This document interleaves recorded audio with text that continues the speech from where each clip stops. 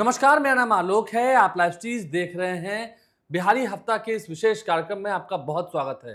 देखिए, एक सप्ताह और बीता और इस हफ्ते बिहार की राजनीति में, सियासी गलियारों में और शिक्षा जगत में भी बहुत कुछ देखने को मिला है। बहुत घटनाएं ऐसी घटी जो आपके साथ इत्मीनान से बैठकर चर्चा करनी बहुत ज़रूरी थी। इसलिए हम सभी एक बार फिर आपके पास आ चुके हैं। देखिए, श्री जर्नलिस्ट ज्ञानेश्वर जी हैं, रवि उपाध्याय जी हैं, बिहार के वरिष्ठ पत्रकार हैं। पिछले सप्ताह तो आप दिल्ली में थे, जी। पूरी बातें नहीं हो पाई थी, लेकिन चलिए बिहार की राजनीति में देख ही रहे हैं। हुँ। बंगला पॉलिटिक्स हो रहा है, वसीम खान हमारे सहयोगी हैं। बंगले की राजनीति शुरू हो गई है। सुरक्षा व्यवस्था जो बदल दी गई थी राबड़ी देवी की, उसे नहीं स्वीकार किया गया है। तेजस्वी यादव ने भी, जो उनको वाई प्लस श्रेणी की सुरक्षा दी गई है, उसे हटा दिया है, अब उसे वापस लौटा दिया है। कागज पर नहीं लौटाया है, लेकिन हाँ, बयान जारी कर दिया गया है और जो घर की सुरक्षा दिख रही है, सिक्योरिटी गार्ड्स नहीं है, जो नई व्यवस्था लागू हुई थी, उसे पूरी तरह से अपनाया नहीं गया। रवि उपाध्याय जी हैं। राबड़ी देवी को जो बंगला दिया गया 39 हार्डिंग रोड वाला, ठीक है, अभी तक वो वहाँ नहीं गई हैं। 10 सर्कुलर रोड आवास नंदकिशोर राम कॉल आउट हो चुका है। क्या हो रहा है? आप तो सुरक्षा भी नहीं ले रहे हैं, घर भी खाली करना ही है, लालू प्रसाद के आने का बस इंतजार है क्या? नहीं, देखिए, राबड़ी देवी बिहार की पहली महिला मुख्यमंत्री बनने का सौभाग्य बिहार को प्राप्त हुआ था उनके माध्यम से, नंबर एक। नंबर दो बात, वह कैबिनेट मिनिस्टर का दर्जा उनको प्राप्त है। बिहार विधान परिषद में नेता प्रतिपक्ष हैं। इतनी बात तो हम लोग समझ पा रहे हैं। तो लेकिन दो चीज आपने, दो बात कहा अपने इंट्रो में, आपने दो बात कहा कि बंगला और दूसरा की सुरक्षा। तो दोनों ही अभी ऐसी क्या आवश्यकता, क्या जरूरत पड़ी कि दोनों पर एट अ टाइम आपने अटैक किया, एट अ टाइम आपने इस पर धावा बोला? यह तो मसला है। यह बिहार की जनता भी इस बात को देख रही है कि पहले आपने उनको 10 सर्कुलर रोड, जो लंबे समय से था, ठीक है, हम मानते हैं कि बंगला किसी का, उनका स्थायी पता ठिकाना नहीं किसी का हो सकता, वो अदला बदली होता होता है ही समय है। के हिसाब से, वह कोई बड़ी बात नहीं है। नीतीश कुमार इसके एग्जाम्पल हैं, इसमें कहीं कोई दो मत नहीं है। लेकिन बंगला की राजनीति को जब आप ऑपरेट करिएगा, जब आप उसको अंदर में जाइएगा, तो ऐसे कई सारे नेता हैं कि जो कहीं कुछ पदधारक नहीं है, पुनः सिर्फ न एमएलए रहे न एमएलसी रहे, वह भी बने हुए हैं, और हारे हुए भी कई हैं, उनको मिला हुआ है। और इतनी ही बात नहीं, अब आप आइए सुरक्षा की बात कर रहे हैं। सुरक्षा भी ऐसे कई सारे चेहरे को है, आप देख लीजिए उनको किस किस कैटेगरी की सुरक्षा मिली हुई है। वह क्या एमएलए रहे या हारे हुए हैं, वह भी उनका नाम है, आप देख लीजिए, उनको भी बड़ी और कड़ी सुरक्षा व्यवस्था जो भी है, वो क्राइटेरिया वो उनको दिया। ये किसके तहत हो रहा है? ये कौन लोग कर रहा है? आप कहिएगा कि नहीं, सुरक्षा की समय समय पर समीक्षा होती है, रिव्यू होती है। हाँ, सुरक्षा समिति की। सुरक्षा समिति की, ठीक है, यह बात भी हम मानते हैं, यह भी होता है, यह प्रक्रिया के तहत होनी भी चाहिए। हर चीज की का अगर यदि आप रिव्यू करिएगा, समीक्षा करिएगा, तो उसमें कुछ बेहतर ही होता है, इसमें कहीं कोई दो मत नहीं। लेकिन आप जब कैबिनेट मिनिस्टर का दर्जा किसी को आप दिए हुए हैं और उसको आप सिक्योरिटी उसका स्ट्रेंथन तो करने की बात छोड़ दीजिए, जो जो है उसमें भी कटौती हो रही है, तो यह एक तो मसला है। इसको आप, और नहीं, बिहार की, सुरक्षा कटौती की गई है, ठीक है, लेकिन तेजस्वी यादव को जैसे वाई प्लस श्रेणी की सुरक्षा थी, उन्होंने भी सुरक्षा लौटा दी। नहीं, देखिए, अब सुरक्षा, देखिए, अब यही देखिए, यही अब देखिए पॉलिटिकल नैरेटिव सेट करने की बात है। कौन किसको, अब यहां पर आप देखिए कि बिहार के मुख्यमंत्री सम्राट चौधरी बने। सम्राट चौधरी ने क्या कहा था कि सुरक्षा जो है सो सबके, आपको एक परिवार के सदस्य की बात हुई थी कि वहां पर राबड़ी देवी को भी मिलेगा, लालू प्रसाद यादव को भी मिलेगा, तेजस्वी यादव को भी मिलेगा, तेज प्रताप, तो यह सब तमाम तरह की बातें उन्होंने की। और उसके बाद ही देखिए यह एक नया आपको ग्राफिक्स दिखाई पड़ रहा है, ये बंगला और ये। तो अब कई सारे सवाल तो उठ रहे हैं, और हम भी देखिए, ये आप कह रहे हैं, हम कह रहे हैं, लेकिन कहीं ना कहीं यह मसला जो है सो ये दिखाई पड़ रहा है। नहीं, पिछले दिनों क्योंकि आरजेडी के नेताओं ने बंगले को लेकर सवाल खड़ा किया था, नहीं, लंबी लिस्ट जारी की थी, ठीक है, तो अब ऐसे में देखेंगे तो विनोद जायसवाल के बंगले में कौन रह रहे हैं? वो बंगला तो नहीं, नहीं रह रहे ठीक हैं। है, विनोद जायसवाल के बंगले में कौन रह रहे हैं? तेज प्रताप यादव रह रहे हैं। वैसे सत्ता पक्ष के भी कई तो नेता हाँ, दूसरों आरजेडी के ने लिस्ट नाम, जारी की थी। नहीं, मैं आ रहा हूं ना। देखिए, जो मेरा टेक है, बंगले पर जो विवाद छिड़ा ना, वह बेवजह का विवाद है। यह विवाद नहीं होना चाहिए था, और बंगला बदला जाना भी सरकार का बहुत मुनासिब कदम नहीं है। लेकिन राजनीति कई तरीकों से साधी जाती है। बिहार की राजनीति थोड़ी शिथिल होती दिखाई पड़ रही थी, और एनडीए ने बिहार की राजनीति का मर्म यह समझ लिया है कि गैर यादव वोटों को साध लो, बिहार पर राज करते रहो। तो यादव जितने उद्वेलित होंगे, जितने आंदोलित होंगे और जिस रूप में वे होते हैं, जिस रूप में उन्हें लालू यादव ने तैयार किया है, उसका फायदा एनडीए को प्राप्त हो जाता है। तो बंगला का विवाद नहीं होना चाहिए था। 10 सर्कुलर रोड में यदि लालू यादव, राबड़ी देवी रह रहे हैं तो इसे बदले जाने की जरूरत नहीं थी। और फिर नंद किशोर राम। अब देखिए, सिक्योरिटी वाले मामले पर मेरा टेक दूसरा है। देखिए, सिक्योरिटी जो है ना, यह वीआईपी कल्चर बन चुका है। इसे आप भी मानेंगे, सब लोग मानेंगे। हाँ, सही बात है। और सरकार जो भी रही है वह अपने लोगों के प्रति ज्यादा कृपा निधान रही है। ठीक है, अपने लोगों को अधिक सुरक्षा। अभी देखिए, आपने जो कहा कि कल तेजस्वी यादव ने, राबड़ी देवी ने, लालू यादव ने सुरक्षा वापस कर दी। देखिए, उन्हें सुरक्षा वापस नहीं करना था, क्योंकि लालू यादव, राबड़ी देवी और तेजस्वी यादव की जान की कीमत जो है वह बिहार के लिए महत्वपूर्ण है। दोनों पति पत्नी बिहार के पूर्व मुख्यमंत्री हैं, मुख्यमंत्री रहे हैं, और तेजस्वी यादव नेता प्रतिपक्ष हैं। इस देश ने देखा है राजीव गांधी की हत्या को, इस देश ने देखा है सुरक्षा कर्मियों द्वारा इंदिरा गांधी की हत्या को। तो सुरक्षा वापसी का फैसला तो अनुचित है। और देखिए, जो रवि सर कह रहे थे, सुरक्षा कम की गई है। ठीक है, सुरक्षा कम की गई है, तो इस पर भी बहुत अधिक विवाद की जरूरत नहीं थी। अब सुरक्षा कम करने का रिवाज नरेंद्र मोदी सरकार बनी तो आपको पता है एसपीजी की सुरक्षा पहले किन किन लोगों को प्राप्त होती थी? हाँ, गांधी परिवार को थी। हाँ, गांधी परिवार को थी। जितने पूर्व प्रधानमंत्री थे सबको थी। हाँ, लेकिन तय ये हुआ कि एसपीजी की सुरक्षा प्रधानमंत्री को ही मिलेगी, राष्ट्रपति को ही मिलेगी। तो क्या राहुल गांधी ने, सोनिया गांधी ने जो नई व्यवस्था की गई उसमें जो सुरक्षा की कटौती हुई, सीआरपीएफ जवान आ गए, एसपीजी के जवान हट गए, तो क्या उन्होंने सुरक्षा वापस कर दी? उन्होंने सुरक्षा वापस कर दी। तो यह तो देखिए राजनीतिक रूप से तूल दिया जा रहा है। और फिर हम कह रहे हैं, सरकारें जिसकी रही हैं, जब कभी लालू यादव रहे उस जमाने की लिस्ट निकालिए, जब कभी राबड़ी देवी रही है उस जमाने की लिस्ट निकालिए, क्या उनके लोगों को अधिक सुरक्षा प्राप्त नहीं थी? यह रिवाज तो चलता आया है। और देखिए, बैमनस से कब से तारापुर कांड में शकुनी चौधरी के घर का क्या हाल किया गया था पुलिस के द्वारा, लड़ाई तो वहां से है। ठीक है ना? तो सुरक्षा आपको वापस नहीं करनी थी, आप बात करते। और देखिए, लालू यादव, राबड़ी देवी का मूवमेंट क्या है? अब तो मूवमेंट भी नहीं है ना के बराबर। जब सदन चल रहा होता है तो राबड़ी देवी कभी घर से निकल जाती हैं, नहीं तो नहीं ही निकलती हैं। चुनाव प्रचार में भी वह कहीं नहीं गई।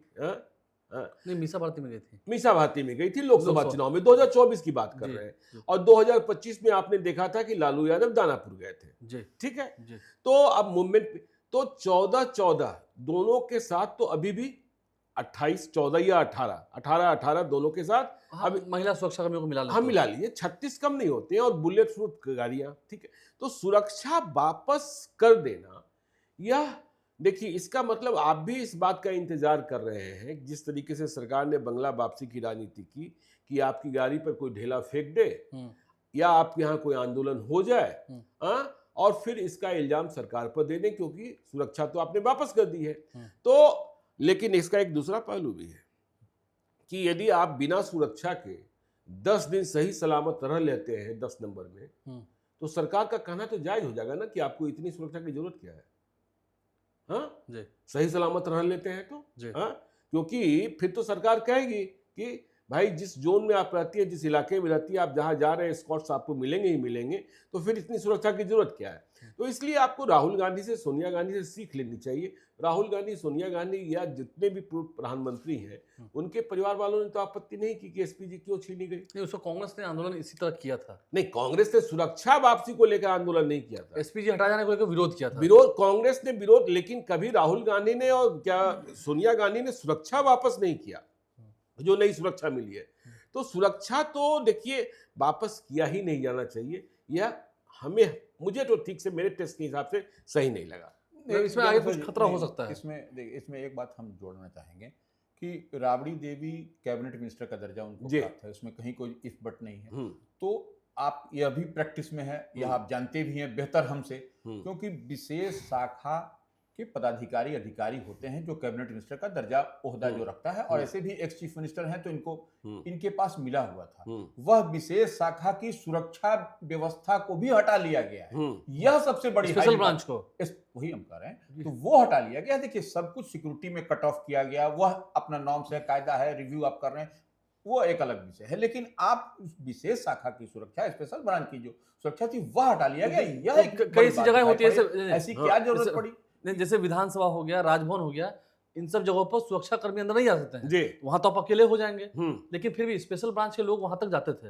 वो हमेशा स्पेशल ब्रांच, देखिए आप इसके लिए सरकार से फिर कह सकते थे, लेकिन आप ये कह दिए कि हम सुरक्षा लेंगे ही नहीं।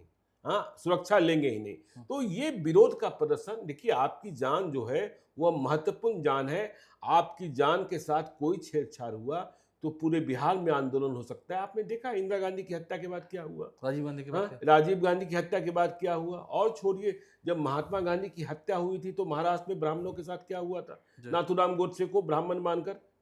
तो यह काम नहीं करना था, ठीक है ना। तो सुरक्षा के लिए, और देखिए हम तो यह भी कर रहे हैं कि आपने सुरक्षा वापस कर दी।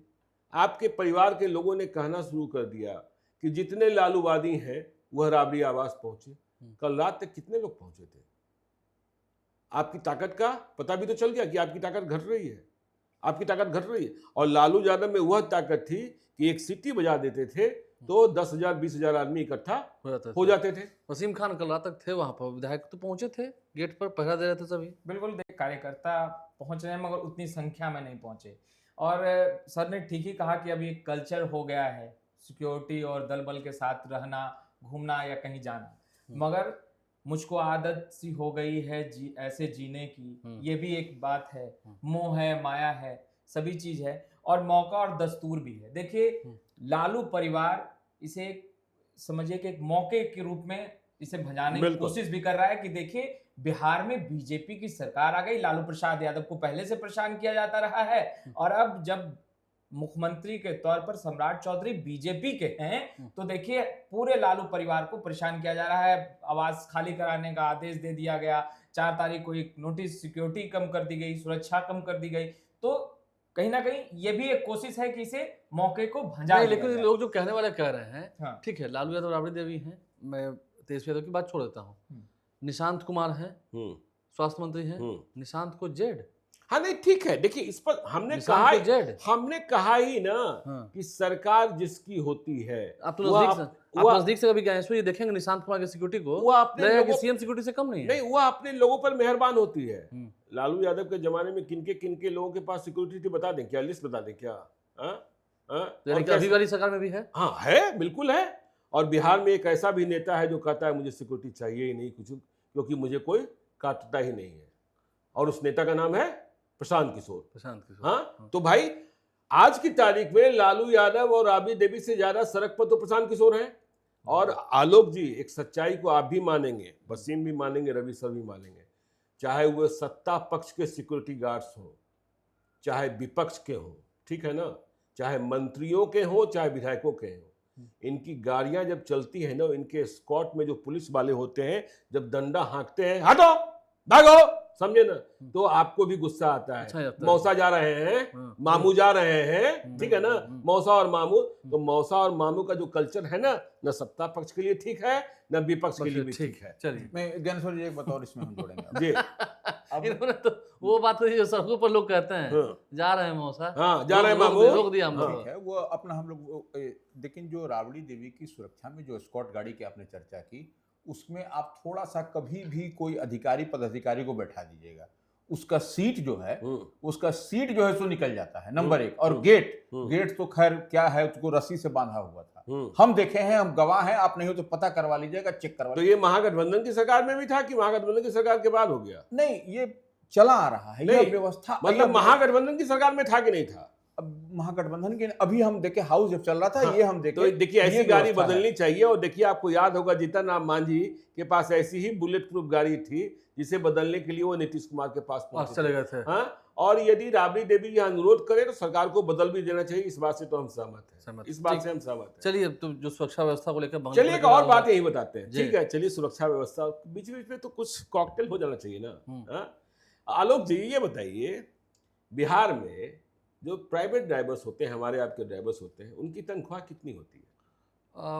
15,000, 15-16,000, 15,000 20,000 बहुत ज्यादा भरोसेमंद है तो 20,000, 20,000। हाँ। और कोई मर्सिडीज BMW ये चलाने वाले हैं तो 25,000, 25-30,000, 25-30,000। 30,000 मैक्सिमम। बिहार में ड्राइवर का तनख्वाह 60,000 रुपए भी है। 60,000 सरकारी 60,000 रुपए नहीं भाई, सरकारी का तो हो सकता है 25 साल सेवा हो गई, 30 साल सेवा हो गई। प्राइवेट में आजकल 60,000 रुपए भी मिल रहे हैं। क्यों? क्यों मिल रहे हैं? क्यों?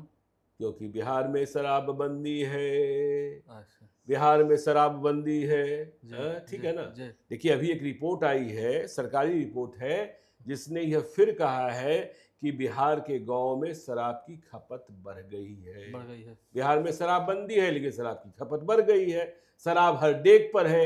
शराब लेने के लिए अब आपको दुकान नहीं जाना होता है, शराब आपके पास पहुंचता है। ब्लिंकिट वाला जो होता है बर्फ लेकर आ देता है। नहीं देखिए, एक सेवा है, एक सेवा नहीं, उपलब्ध है। बर्फ जो आइस जो है, आइस तो प्रतिबंधित नहीं है ना। कहाँ हाँ पर है? हाँ ठीक है, लेकिन उसकी भी खपत बढ़ी है। हाँ खपत बढ़ी है। हम्म। तो देखिए ये जो शराब माफिया है, जगह जगह शराब माफिया है। हमें कोई बता रहा था जो जेल से वापस आया है, वह शराब के मामले में जेल नहीं गया था, लेकिन जेल की कहानियां सुना रहा था कि जो ये शराब सिंडिकेट है वह ड्राइवर को 60,000 रुपए का तनख्वाह देते हैं महीने का। ठीक है ना जी।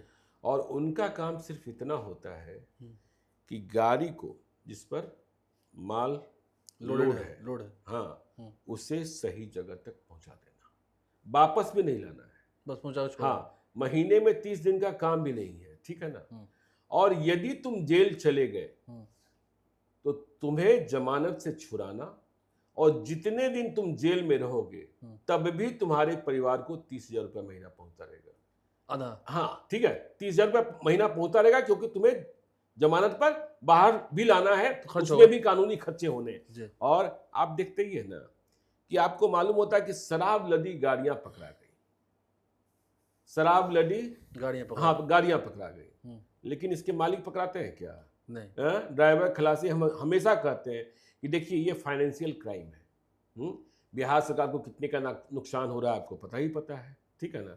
तो यह नुकसान जो हो रहा है इसमें आप उन लोगों को नहीं पकड़ते हैं जिनमें पुलिस वाले भी शामिल होते हैं, जो इससे लाभान्वित हो रहे हैं। और अब तो देखिए नई सरकार में हम यह देख रहे हैं कि भले ही सरकार ने शराबबंदी नहीं खत्म करने का फैसला भी किया है, क्योंकि नीतीश कुमार का सम्मान बहाल रखना है, नीतीश कुमार की जिद है कि बिहार में शराबबंदी, जबकि बिहार में शराबबंदी है नहीं, शराब डेग डेग पर है। लेकिन अब शराब पीने वालों के खिलाफ कार्रवाई एक तरीके से बंद सी हो गई। कोई आपके पीछे न लग जाए तो अलग बात है। हाँ, आप यदि बड़े आदमी हैं, कोई आपके पीछे लग गया है, आप किसी होटल में बैठकर पी रहे हैं, तो देखिए पुलिस वालों को होटल को भी एक्सटॉर्ट करने का मौका मिल जाता है। यदि आपके पीछे होटलों में लोग पीते भी हैं। हाँ पीते ही, आजकल तो पार्टियों में पी रहे हैं, अब कहाँ बंदी है? और कौन? जीतन राम मांझी की इन बातों से मैं सहमत होता हूँ कि मंत्री पी रहे हैं, वकील पी रहे हैं, अधिकारी पी रहे हैं, पदाधिकारी पी रहे हैं, सब पी रहे हैं, इसमें कहाँ कोई शक है। तो 60,000 रुपए तनख्वाह हो गए हैं। चलिए आगे जी। चलिए, तो हमने सुरक्षा की बात की, एक बिहार के बारे में जाना भी।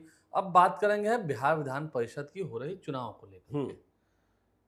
नाम तो एनडीए ने डिक्लेयर कर दिया, बीजेपी ने कर दिया, जेडीयू ने कर दिया, एलजेपी ने कर दिया, एलजेपीआर ने लोजपा रामविलास पार्टी ने अशरफ अंसारी को दिया मौका, अपने कार्यकर्ता को मौका दिया। पवन सिंह का भी नाम हो गया, संजय महबूब भी फिर चले गए, निशांत कुमार भी चले गए, ललन महतो भी चले गए, भारती मेहता भी चले गए, बहुत सारे लोग जिनका नाम था हमने दिखा भी दिया, अनिल ठाकुर भी चले गए।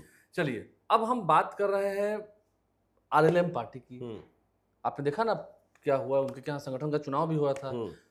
उपेंद्र कुशवाहा ने कहा कि अभी समय है, जब तक हम ये वीडियो रिकॉर्ड कर रहे हैं लोग देख रहे हैं, जब तक हम ये वीडियो रिकॉर्ड कर रहे हैं अब तक, क्योंकि एनडीए की ओर से तो प्रत्याशी है नहीं और एनडीए के नेताओं के जबान पर हमने किसी का एनडीए की ओर से आरएलएम का प्रत्याशी नहीं अंतरिम का है। प्रत्याशी नहीं है और एनडीए के किसी नेताओं के मुंह से हमने दीपक प्रकाश का नाम सुना भी नहीं है, अब तक नहीं सुना। अब क्या होगा? अब तो कल लास्ट डेट है, कल नॉमिनेशन भी होना है सबका, एनडीए के नेताओं का। देखिए बीजेपी ने फंसा तो दिया। हम्म, देखिए जेडीयू की लिस्ट सबसे पहले आई हम्म, और जेडीयू की लिस्ट में निशांत को छोड़ दीजिए हम्म, तो बाकी कार्यकर्ताओं के नाम थे सब। हाँ, तो एक विवाद पर फिर से विराम लगा कि जेडीयू में टिकट बिकता है, थैली वाली राजनीति तो नहीं है नहीं है और उनमें से जिन- कोई मजबूत आदमी हाँ, भी नहीं है। जिन लोगों को टिकट दिए गए, हम्म, ठीक है ना, अब निशांत थोड़े पैसे लेंगे, हाँ, भारतीय मेहता थोड़ा पैसे देंगे, ठीक है ना, तो जिन लोगों को ललन महतो भी नहीं दिया होगा। ललन प्रसाद भी नहीं, तो पार्टी जो है कार्यकर्ताओं की है, कमजोर है मजबूत है, यह अलग बहस का विषय है कि अब उसका भविष्य क्या है, यह भी अलग बहस का विषय है। चिराग पासवान को भी आप मुबारकबाद दीजिए कि चिराग पासवान ने एक कार्यकर्ता को टिकट दिया जो रामविलास पासवान के दौर से। रामविलास पासवान के समय से। इस बार ना आप पैसे का आरोप लगा सकते हैं न परिवार का आरोप लगा सकते हैं। पैसे वाले भी लगे थे, परिवार वाले भी लगे थे। और भारतीय राजनीति में इस मुश्किल की घड़ी में चिराग पासवान ने एक मुसलमान को टिकट देने का फैसला किया, एक मुसलमान को, ठीक है। 19 उनके अपने विधायक हैं, बाकी 6 वोट तो उन्हें जेडीयू और बीजेपी से ही प्राप्त करने, जेडीयू से ही प्राप्त करने हैं या फिर जीतन राम मांझी की पार्टी से या आरएलएम से। वोटिंग तो बता दीजिए एक मुसलमान, ठीक है, हाँ, यदि वोटिंग होती है तो एक मुसलमान को टिकट देना, क्योंकि रामविलास पासवान का कमिटमेंट, देखिए रामविलास पासवान और नीतीश कुमार बिहार में राजनीति के ऐसे धुरी रहे हैं, राजनीति में ऐसी धुरी रहे हैं जिन्होंने हिंदू मुसलमान को अलग नहीं किया। देखिए जब रामविलास पासवान को 2014 में 6 सीटें मिली थी लोकसभा का चुनाव लड़ने को, तो उन्होंने भारतीय जनता पार्टी के साथ होकर चुनाव लड़वाया था महबूब अली कैसर को जी, हाँ, 14 वाले में, 14 में भी लड़वाया, 19 में भी लड़वाया। फिर खगड़िया की सीट मिली नहीं तो समीकरण बदल गए, ठीक है। तो खगड़िया की सीट तो मिली, राजेश वर्मा को दे दिया राजेश गया। वर्मा को दिया गया, ठीक है, राजेश वर्मा को दिया गया। लेकिन अब देखिए उन्होंने अशरफ अंसारी को, एक सामान्य कार्यकर्ता है और चिराग पासवान के साथ साए की तरह रहते हैं, तो इसके लिए उनको मुबारकबाद। अब देखिए बीजेपी ने क्या खेला।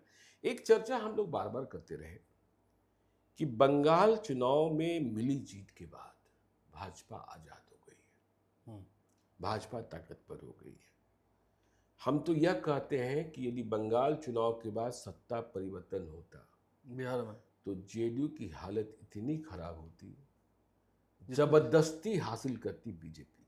जी, फिर ललन सिंह और संजय झा को क्रेडिट देना चाहिए, जो लोग बागी कह रहे हैं, जो लोग कह रहे हैं कि बीजेपी से मिले हुए हैं। ये बहुत तरह की बातें कर रहे हैं। हाँ ठीक है ना, कि जो लोग कहते हैं कि उन्होंने बंगाल चुनाव के पहले करा लिया। बंगाल चुनाव के बाद तृणमूल कांग्रेस की क्या हालत हुई, क्या हो रही है हालत? जेडीयू की फिर क्या होते हैं? हाँ जेडीयू की क्या होती, नहीं वो फेयरवेल नहीं हो पाता। हाँ, तो अब देखिए क्या था कि बिहार विधान परिषद चुनाव में यह बात दिख रही थी कि 8 एनडीए के उम्मीदवार होंगे, एक विपक्ष का होगा। तो 8 एनडीए के उम्मीदवार होंगे, उसमें 3 जेडीयू के होंगे, 3 बीजेपी के होंगे, एक एलजेपीआर के होंगे, एक आरएलएम के होंगे। लेकिन उपेंद्र कुशवाहा के साथ खेला हो गया। क्यों खेला हो गया? उपेंद्र कुशवाहा पर पार्टी को विलय करने का जवाब पहले से था, तैयार नहीं हुए थे। 7 मई को जब नरेंद्र मोदी और अमित शाह की मौजूदगी में बिहार मंत्रिपरिषद का विस्तार हो रहा था, दीपक प्रकाश को मंत्री बनाया गया, तब भी यह बात हुई थी कि पार्टी का विलय आपको आगे करना होगा, लेकिन उपेंद्र कुशवाहा तैयार नहीं हुए। फिर जब विधान परिषद चुनाव की चर्चा शुरू हुई तो उपेंद्र कुशवाहा को यह भी प्रस्ताव दिया गया कि आप दीपक प्रकाश को बीजेपी में शामिल करा दीजिए, आप अपनी पार्टी चलाते रहिए, हम दीपक प्रकाश को बीजेपी से एमएलसी बना देते हैं, लेकिन इसके लिए भी तैयार नहीं हुए।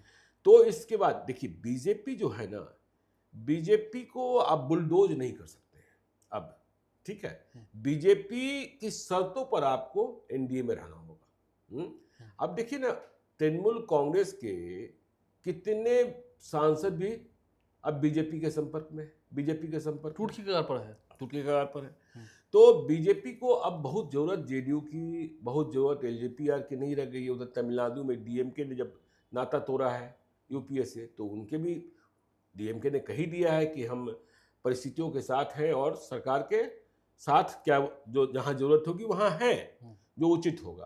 तो उपेंद्र कुशवाहा फंस गए। बीजेपी ने इस बात को महसूस कर लिया कि सम्राट चौधरी के मुख्यमंत्री बनाने से बिहार में कुशवाहा राजनीति साध ली गई और वे सर्वमान्य नेता हो गए।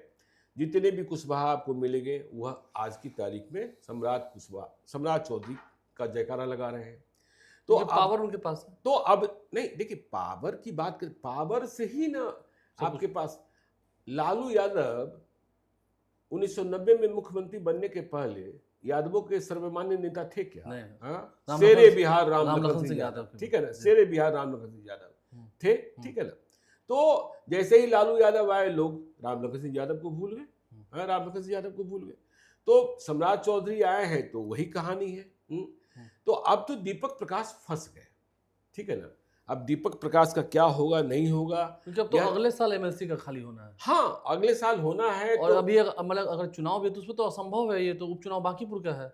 नहीं, बांकीपुर विधानसभा के उपचुनाव से दीपक प्रकाश और आरएलएम का क्या नाता हो सकता है? नहीं, अगर बीजेपी में शामिल हो जाए तब सवाल ही पैदा नहीं होता ना भाई। ये कायस की सीट है, कैसे नितिन नवीन की सीट है, आपने पटना साहिब में भी कुशवाहा को लड़ा दिया, यहाँ भी लड़ा, यह सवाल ही पैदा नहीं होता है। यहाँ जो नितिन नवीन चाहेंगे वही उम्मीदवार होगा। क्या बात कर रहे हैं? इसको लेकर मीटिंग भी हुई है पिछले दिनों। हाँ, नहीं, अब तो नितिन नवीन ने तय ही कर लिया है ना कि जितने मतों से हम जीते हैं उससे अधिक मतों से जीतना है, उपचुनाव में जीत हासिल करनी है। प्रतिष्ठा का सवाल है, प्रतिष्ठा का सवाल है। चलिए, इस पर एमएलसी वाली बात हो गई। अब हम बात करेंगे बिहार में भ्रष्टाचारियों पर जो लगाम लगाने की बात हो रही है। सम्राट चौधरी बिहार के मुख्यमंत्री हैं, उन्होंने कहा कि शॉर्टकट तरीके से जो लोग अमीर बना चाहते हैं, पिछले दिनों याद होगा आपको, उन्होंने कहा था वैसे लोगों पर तो नकेल कसी जाएगी। ऋषु श्री पर जो शिकंजा कसा गया, उसके बाद आपने देखा 2 आईएएस पदाधिकारियों को निलंबित भी किया गया। आगे ये कार्रवाई और बढ़ेगी और जांच में बहुत सारी बातें निकल के आई हैं। रवि उपाध्याय जी, नहीं, देखिए, एक बात जो हम लोग समझ पा रहे, जितनी हम समझ पाए हैं कि यह जो टेंडर घोटाला, ऋषुश्री का मामला, यह जो उजागर हो रहा है, यह चल रहा था नीतीश कुमार के कार्यकाल से ही। सम्राट चौधरी के आने के बाद ये मैजिक हुआ और ये दबोचे गए, पकड़े गए और इनको सलाखों के पीछे भेजा गया। इतनी बात समझ लीजिए। लेकिन यह जो मामला है, हम एक बात समझिए कि 1996 में यह मामला बहुचर्चित चारा घोटाला हुआ था।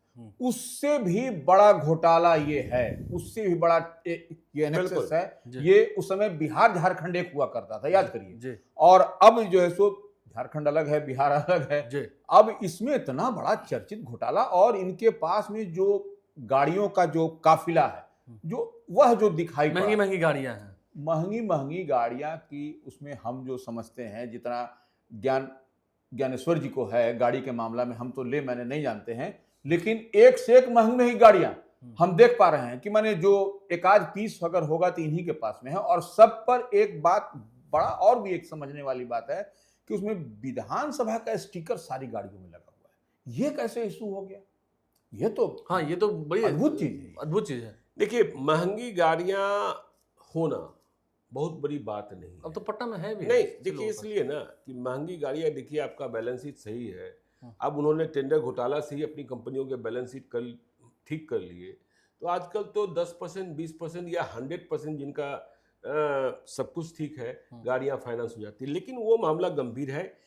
तो ऋषुश्री के बारे में यह बात तो कही जा रही है ना कि उसके पॉलिटिकल कनेक्शंस बहुत सॉलिड रहे हैं और उसे इस बात में महारत हासिल था, या उसने अपने को इस तरीके से ब्यूरोक्रेसी के साथ, पॉलिटिकल मास्टर्स के साथ नेक्सस बनाकर ऐसा बना लिया था कि वही योजनाओं को डिजाइन करता था और योजनाओं में डकैती कैसे डाली जाए। देखिए, आपने ठीक कहा कि 2 आईएएस पदाधिकारी तो निलंबित किए जा चुके हैं। पहला अभिलाषा शर्मा और दूसरे योगेश कुमार सागर। और ये लोग उसके पैसे से किस तरीके का राज भोगते थे। और भी कई आईएएस के नाम आ रहे हैं। इन दोनों के खिलाफ प्राथमिकी दर्ज करने की अनुमति मांगी गई है। देखिए, अभी ऋषुश्री जो है बेऊर जेल में है। आपने कहा स्टिकर की बात छोड़िए, कई तस्वीरें भी वायरल होनी शुरू हो गई। जीतनराम मांझी के साथ भी है, अन्य नेताओं के साथ भी है। तो हिस्सा जब बंटता है ना, तो हिस्सा सबके पास पहुंचता है। जब ऋषुश्री के खिलाफ पहली कार्रवाई हुई थी तो मैं भी आश्चर्यचकित था, क्योंकि मैं इतने दिनों से पटना और बिहार की रिपोर्टिंग कर रहा हूँ कि इतनी बड़ी मछली और मुझे जानकारी नहीं। चारा घोटाले के समय में मैं श्याम बिहारी सिन्हा और सबको जानता था, हाँ, कि ये लोग क्या कर रहे हैं क्या नहीं कर रहे हैं। आर के राणा को जानता था, तो मुझे भी आश्चर्य हुआ था। और देखिए, इस घोटाले में एक और बात आपको बता दें कि जितने लोग फंसते हुए दिखाई पड़ रहे हैं, सरकार तो कहेगी या जांच एजेंसी कहेगी कि फाइनेंशियल ट्रांजैक्शन दिखेगा तभी हम कुछ कर पाएंगे। रिशु सोनी को तो ऐसे कुछ नहीं होने वाला है, ऐसे कुछ नहीं होने वाला है, क्योंकि वह प्राइवेट आदमी है। यदि आप सरकार में शामिल लोगों को नहीं दबोच पाए तो रिशु सोनी को क्या होगा? अंतिम में उनके पैसे पर इनकम टैक्स की पेनाल्टी लगेगी, इनकम टैक्स लगेगा और पेनाल्टी लगेगी, 30% टैक्स और 20% नहीं, वो उसमें इनकी जो कंपनी है ज्ञानेश्वर जी, उसमें सेल कंपनी भी बनाया हुआ है, फ्रॉड के नाम से, इसके नाम से गलत नाम दे करके यह भी बनाया है। तो अपने आप में क्राइम नहीं, वो ठीक है, उस पर क्या कर लीजिएगा आप टैक्स ही ले पाएंगे ना उसमें तो। और पीएमएलए एस्टेब्लिश नहीं ना होगा प्राइवेट आदमी पर, पीएमएलए तो तब एस्टेब्लिश होगा जब उसमें सरकारी। तो यहाँ एक खतरा दिखता है, और यहाँ एक खतरा हमें रिशु श्री की जान को दिखता है जेल में। नहीं, अब कैसे मुझे नहीं पता, ठीक है, लेकिन यहाँ हमें रिशु श्री की जान को खतरा दिखता है। रिशु श्री ने यदि मुंह खोल दिया तो सब नंगे हो जाएंगे। सीबीआई ने चारा घोटाले में क्या किया था आपको याद होगा? बिल्कुल। जो घोटाले में शामिल थे उन्हें ही अप्रूवर बना लिया था, व्हाइट कॉलर। हाँ, व्हाइट कॉलर, उन्हें ही कोलकाता का कौन सप्लायर और ये वही अप्रूवर बन गए। तो यदि उसने जुबान खोल दी, देखिए इस बात को समझिएगा, सीबीआई, स्पेशल बिजनेस यूनिट, ये जो हैं जुबान पर मुकदमे की कार्यवाही को आगे बढ़ा सकते हैं। ईडी जो है, जब तक मनी लॉन्ड्रिंग और पीएमएलए नहीं होगा वह खुद नहीं कर सकती है। हाँ, वह सीबीआई और स्पेशल बिजनेस यूनिट के केस को टिकअप कर सकती। इसलिए आपने देखा कि ईडी पहले से कार्रवाई कर रही थी लेकिन वह गिरफ्तार नहीं कर पा रही थी, और स्पेशल बिजनेस यूनिट ने, सम्राट चौधरी ने मुख्यमंत्री बनते ही जो निर्देश दिए, जिसमें फैसला हुआ कि नहीं, अब किसी को नहीं छोड़ा जाना है, और सम्राट चौधरी भी अभी किसी तरीके का नेटवर्क बनने नहीं दे रहे हैं, ठीक है ना, कि कोई सरकार के नाम पर मतलब इधर उधर कुछ कर ले। तभी ना देखिए, तभी ये 2 आईएएस पदाधिकारियों की जिनकी हम लोग चर्चा कर रहे हैं जी, इनको हेडक्वार्टर अटैच कर दिया गया। नहीं, देखिए हम इसको नहीं मानेंगे कि अटैच कर दिया गया। हम तो तब मानेंगे कितने आईएएस पदाधिकारी जेल गए, ठीक है ना। अटैच कर दिया जाना, निलंबित कर दिया जाना, आप निलंबित किए जाने के बाद क्या होता है, आप आधा पैसा सरकार से ले रहे होते हैं वेतन का, और उसी पैसे से मुकदमा लड़ रहे होते हैं। रिशु श्री सोचिए, उसके पक्ष में दलील देने के लिए मुकुल रोहतगी जैसे वकील खड़े होते थे, जिनकी फीस दिल्ली में 25 से 30 लाख रुपए होती है एक हियरिंग की। हाँ, एक हियरिंग की। और वह पटना आते थे तो कितना पैसा लेते होंगे।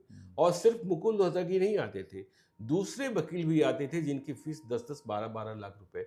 आपने सुना ही इसमें ही सुना कि ईडी के सामने जाने से बचने के लिए उसने बीमारी का बहाना बनाया, मेल कर दिया था। हाँ, मेल कर दिया था, और स्वयं ताज पैलेस होटल में आराम कर रहा था। हाँ, ताज पैलेस होटल आराम कर। देखिए, आज ही हमने कहीं सोशल मीडिया पर पढ़ा कि चारा घोटाले के दिनों में श्याम बिहारी सिन्हा, जो चारा घोटाले के किंग पिन थे, वह तब दिल्ली के हयात होटल में शायद सूट की कीमत 30,000 रुपये थी, उसमें ठहरा करते थे, और इसके अलावा वहाँ शाम रंगीन होती थी। अब रिशु श्री के बारे में कहा जाता है कि ताज पैलेस में जिस सूट में यह ठहरा करता था उसका भाड़ा रोज का 1.5 लाख रुपए था, ठीक है। तो रिशु श्री में कार्रवाई को तब माना जाएगा जब यह जो भ्रष्टाचार रूपी कोर है और जिन लोगों ने अंजाम दिया है। देखिए, चारा घोटाले में कितने आईएएस जेल गए, बिल्कुल, हाँ, कितने आईएएस जेल गए, मुख्यमंत्री तक नप गए। तो तब न मानेंगे कि आपने 2 आईएएस को सस्पेंड कर दिया। हाँ, ये जरूर हुआ कि आईएएस के खिलाफ सम्राट चौधरी के मुख्यमंत्री बनने के बाद कार्रवाई शुरू हुई।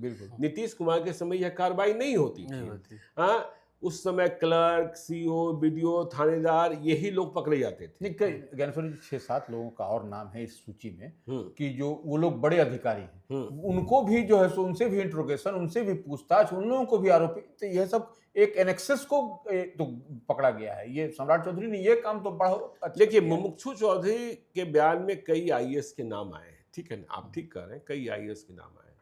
लेकिन फिर हमने कहा कि फाइनेंशियल ट्रांजैक्शन होना, कि जैसे हम कह दें कि रवि उपाध्याय सर को हमने 2 करोड़ रुपए दिए, तो केवल कह देने से नहीं होता है, केवल कह देने से नहीं होता। 2 करोड़ रुपए दिए तो हमने 2 करोड़ रुपए लाए कहां से, आपको दिए कैसे?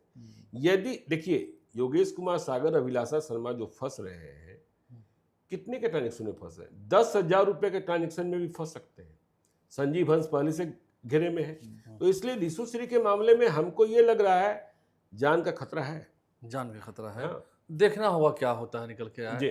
जो खबरें छन के आई पूरे सप्ताह भर में। नहीं, लेकिन एक खबर को और छोड़ है। रहे हैं आप, एक खबर को और छोड़ रहे हैं।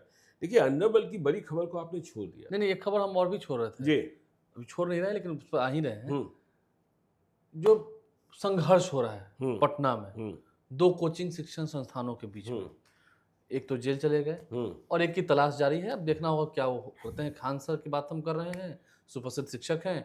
कैसे गोली चली, क्या फुटेज वायरल हुआ, आपने सब देखा है। हम्म, कैसे फिर पुलिस वहां गई, बॉडीगार्ड्स को दबोचा, हथियार लिया और फायरिंग तो उस रात को हुई थी, लेकिन खान सर के बॉडीगार्ड ने की थी। तो अब नहीं, देखा- देखिए, आपने कहा कि खान सर के बॉडीगार्ड ने फायरिंग की, आप यह भी कहिए कि रोशन आनंद के गार्ड्स ने क्या किया, या रोशन आनंद के लोगों ने क्या किया। हाँ, लोगों ने क्या किया। देखिए, दोनों के कारण बिहार में कोचिंग इंडस्ट्री पॉल्यूटेड हुई। इस मामले को लेकर शिक्षकों को बंदूक गोली क्यों चाहिए? और देखिए, यदि आपको ईमानदारी से इस केस की तफ्तीश करनी है तो आपको बुनियाद में जाना होगा। बुनियाद में जाएंगे तो क्या है? बिहार पुलिस का रिजल्ट, सिपाही भर्ती वाला। सिपाही भर्ती। हाँ भाई, ये दोनों ऐसे शिक्षक हैं जो चपरासी की पढ़ाई भी पढ़ाते हैं, आईएएस की पढ़ाई भी पढ़ाते हैं। नीट, तो जेई सब। हाँ, 19,000 सफल ही हुए। 19,338 वैकेंसी थी। हाँ, ठीक है, सफल हुए। हाँ। सफल हुए। और रोशन आनंद ने कह दिया हमारे 10,000, और खान सर ने कह दिया हमारे 12,000। दोनों ही झूठ बोल रहे हैं, दोनों ही झूठ बोल रहे हैं। दोनों को ही कहिए कि इनकम टैक्स में यह दिखा दें। हाँ, दोनों ही झूठ बोल रहे हैं इस मामले में। 10,000 की लिस्ट जारी कर दे, 12,000 की लिस्ट जारी कर दे, केवल बोलने से काम नहीं चलता है, ठीक है ना। और देखिए, दोनों का कोचिंग संस्थान एक ही कैंपस में है, और यह तनातनी आज से नहीं चली आ रही, यह पहले से। तनातनी पहले से चली आ रही है, जी। ठीक है ना।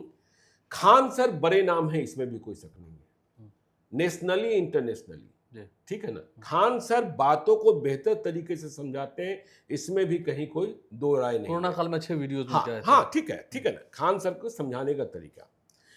और रोशन आनंद जो है, पुलिस वाले मामले में, पुलिस की प्रतियोगिता परीक्षाओं में वह महत्वपूर्ण है, ठीक है, इसमें भी कोई शक नहीं है। अब देखिए, जो पॉलिटेड हुआ, जिसमें रोशन आनंद जेल चले गए हैं, खान सर के लिए छापेमारी या तलाश जो भी चल रही है, खान सर कानून का सहारा लेंगे, ठीक है। देखना यह आवश्यक होगा कि शुरुआत कहां से होती है, शुरुआत कहां से होती है, और खान सर के गार्ड्स ने किन परिस्थितियों में गोली चलाई, और जिन हथियारों से गोली चली है उनकी वैधता क्या है, ठीक है ना। यदि देखिए, आपके गार्ड्स ने मारपीट शुरू की तो दूसरा पक्ष अपने को बचाने के लिए कुछ कर सकता है, सेल्फ डिफेंस में, ठीक है ना। यह कह देना कि खान सर ने, कहा जा रहा कि खान सर ने गार्ड्स को कहा गोली चलाओ, ठीक है, एफआईआर में लिखा हुआ। एफआईआर में लिखा हुआ है, ठीक है।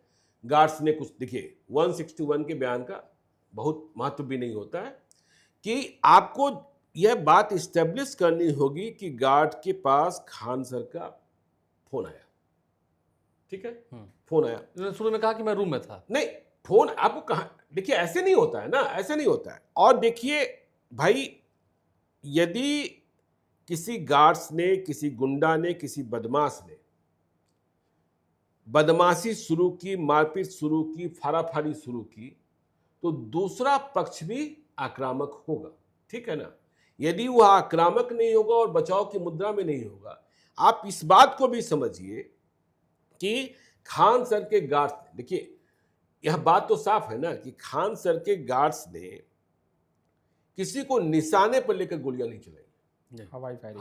हवाई फायरिंग की। हवाई फायरिंग। हाँ, हवा में मतलब जान मारने की नीयत नहीं है, जान मारने की नीयत नहीं है, भय पैदा करना या जो वहां उपद्रव कर रहे हैं, भीड़ को तितर बितर हाँ, करना। भीड़ को तितर बितर करना, उनका उद्देश्य ये है। तो यदि हथियार आपके पास है, देखिए राह चलते यदि कोई वारदात आपके सामने हो रही है और आपके पास आर्म्स है, लाइसेंसी आर्म्स है, तो यदि आपने किसी को बचाने के लिए यदि गोलियां भी चला दी, ठीक है ना, गोलियां भी चला दी, तो ठीक है, आप पहले अभियुक्त बन सकते हैं, लेकिन आपको कोर्ट में इंसाफ मिलेगा। जी। लेकिन यहां यह देखना होगा कि जो गार्ड्स हैं उनके पास जो हथियार है क्या उनके नाम से है, जो हथियार है क्या वह वाजिब है, जो गोलियां हैं क्या वह सही है। लेकिन इन दोनों के कारण कोचिंग इंडस्ट्री जो है पॉलिटिक हो गई है। और बार बार मैं सवाल कर रहा हूं कि भाई टीचर्स को गोली और बंदूक से क्या वास्ता हो गया है, ये क्या पढ़ाते हैं नहीं पढ़ाते हैं इस पर अभी हम नहीं जा रहे हैं, लेकिन गलती दोनों की है और कार्रवाई भी दोनों के साथ की जा रही है। की जा रही है, ठीक है ना। तो देखिए गुजरे हुए हफ्ते में ही मुजफ्फरपुर के आइकॉन टावर में बिहार के सबसे खतरनाक शूटर या सबसे बड़े सुपारी किलर गोविंद शर्मा की हत्या कर दी गई, ठीक है। गोविंद शर्मा कहां से आया? गोविंद शर्मा महाकाल से, इंदौर से। गोविंद शर्मा शंभू मंटू गिरोह में फूट के बाद मंटू शर्मा के साथ हो गया था।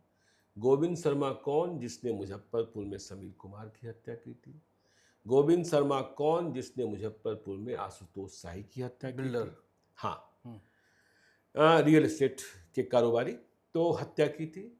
तो गोविंद शर्मा महाकाल गया था और महाकाल में उसे इस बात की आशंका थी कि हमसे ही, देखिए गोविंद शर्मा के गिरोह में फूट पड़ गई थी और बाबुल चौधरी और सौरभ जो है आशुतोष शाही, बाबुल चौधरी सौरभ और ओंकार सिंह ये अलग हो गए थे।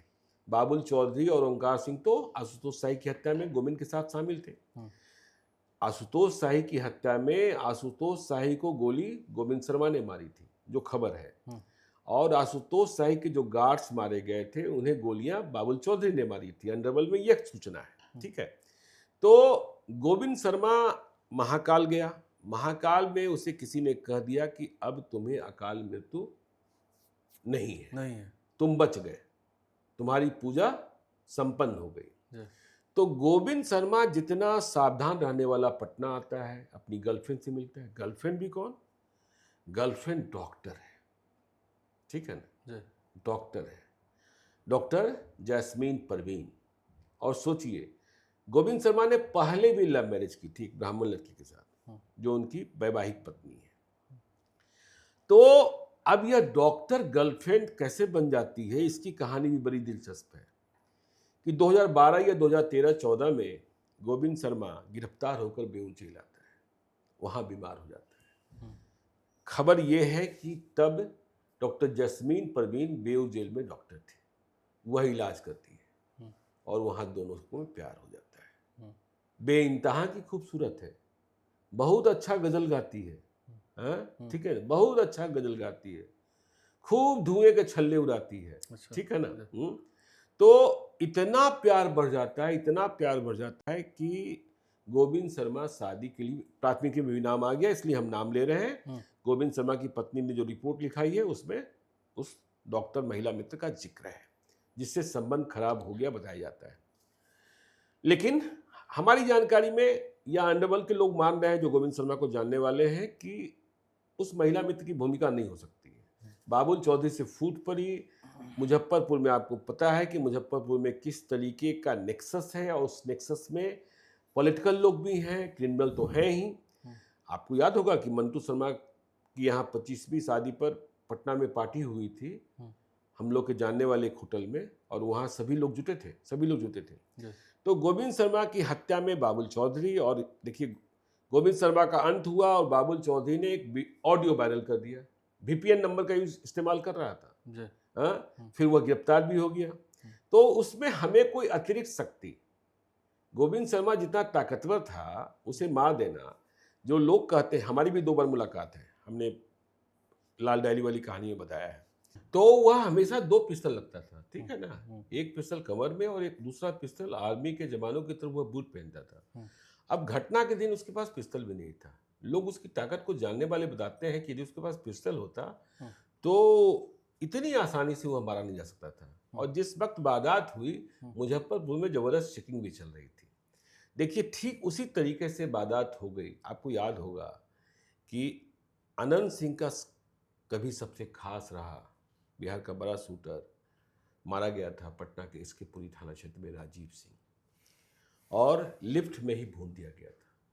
तो गोविंद को इस बात का एहसास था कि लिफ्ट से ऊपर नहीं जाना है, बीच में लिफ्ट रोक कर उस पर हमला हो सकता है। वो सीढ़ियों से चल रहा, अपने घर में, अपने घर में जहां उसने ठिकाना बना रखा था, लेकिन उसे क्या पता था, ठीक वैसे ही जैसे अनंत सिंह के शूटर को मारने के लिए, राजीव को मारने के लिए उसी अपार्टमेंट में लोगों ने, हत्यारों ने भी भाड़ा ले रखा था, ठीक इस मामले में भी वैसा ही हुआ। 206 में गोविंद शर्मा और 205 में और 4 से 6 में वो हत्यारे टिके हुए थे। तो गोविंद शर्मा एक बड़ा नाम, और पुलिस तो इस बात के लिए खुश है कि चलो एक अपराधी का सफाया हुआ। फिर हम कह रहे हैं कि अतिरिक्त ताकतें काम करती हुई दिखाई पड़ती इस हत्याकांड में।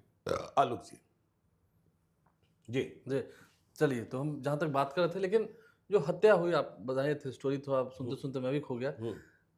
लगता है कि मतलब जिस तरह से हत्या हुई, और अब तो उद्भेदन भी हुआ मामले का, हमें देखा ही है, शूटर्स अभी भी हैं बिहार में, बचे हुए हैं, क्योंकि आप तो कहते हैं कि वो जो जमाना था वो थोड़ा खत्म हुआ है, अब तो ऐसे लोग उतने हैं नहीं। अरे भाई कुछ तो अपराधी हैं ही ना बड़े। कुछ अपराधी तो बड़े हैं ही ना। अपराध का कभी समाप्ति हो, अपराध का कभी अंत होता है क्या? लेकिन गोविंद शर्मा की हत्या से क्या संकेत मिलता है और क्या इसके मतलब दूरगामी संदेश है? बुरा का अंत बुरा होता है, गोली का खात्मा गोली से होता है। तो इस बिहारी हफ्ता के विशेष कार्यक्रम में आपने तमाम खबरें जानी हैं, कई कहानियां सुनी हैं, कई रोचक तथ्य जाने हैं, और विवाद चल रहा है। विवाद अभी कितना होगा, क्या होगा, खैर एमएलसी चुनाव तो देखते देखते अब कल नॉमिनेशन है, संपन्न ही समझिए इसे। आप लाइव साथ बने रहें, हमारे चैनल को सब्सक्राइब कर लें। साथ साथ अगर इस वीडियो को फेसबुक पर देख रहे हैं तो पेज को लाइक करना ना भूलें। धन्यवाद।